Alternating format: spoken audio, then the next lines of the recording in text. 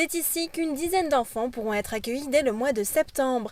La MAM Les Étoiles s'installera d'ici quelques mois dans cette structure de 120 mètres carrés.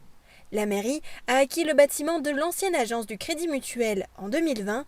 Un cabinet d'infirmiers ou encore un dépôt de pain étaient envisagés ici. Puis, deux habitantes du village, Peggy et Sandrine, ont présenté à la mairie leur projet. Parce que c'est quand même un plus pour notre village. Bon, vu qu'on a ces problèmes de mouvement de terrain, on avait eu pendant 6 ans aucun permis qui a été délivré.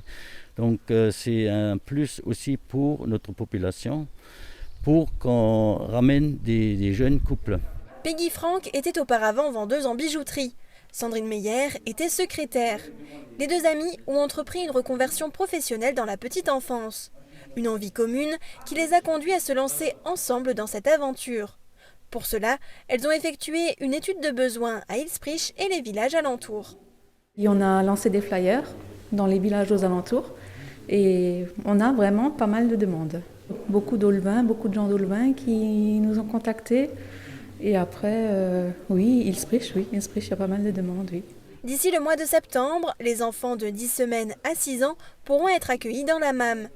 Ils seront 8 à pouvoir être présents en même temps. En attendant, des travaux sont nécessaires. Ils ont démarré le 3 mai et les futurs professionnels de la petite enfance se projettent déjà dans leur futur lieu d'accueil. Bientôt, les anciens bureaux de banque seront remplacés par une multitude de jouets. Donc ici, on est dans la pièce de vie. Ici, on aura un petit coin lecture détente avec les enfants. Ici, il y aura une barrière. Et donc là, plus au milieu, on aura le coin repas. Le coût de ce projet s'élève à environ 100 000 € hors taxe pour la commune. Pour pouvoir accueillir les enfants, des installations spécifiques sont demandées, au niveau des prises électriques par exemple. Donc il y a déjà des portes avec des hublots qu'il faudra installer pour que les deux assistantes maternelles puissent voir sur les enfants. Et après, on a dû sortir toutes les portes qu'il y avait à l'intérieur. Il y a des règles à respecter pour les enfants. C'est des portes anti-pincement pour qu'ils ne puissent pas se pincer au niveau des doigts. Les travaux devraient s'achever début août pour une ouverture prévue le 1er septembre. Les inscriptions sont d'ores et déjà possibles en contactant Peggy ou Sandrine via leur adresse mail. Toutes les deux sont aujourd'hui impatientes de voir les premiers enfants arriver dans les étoiles.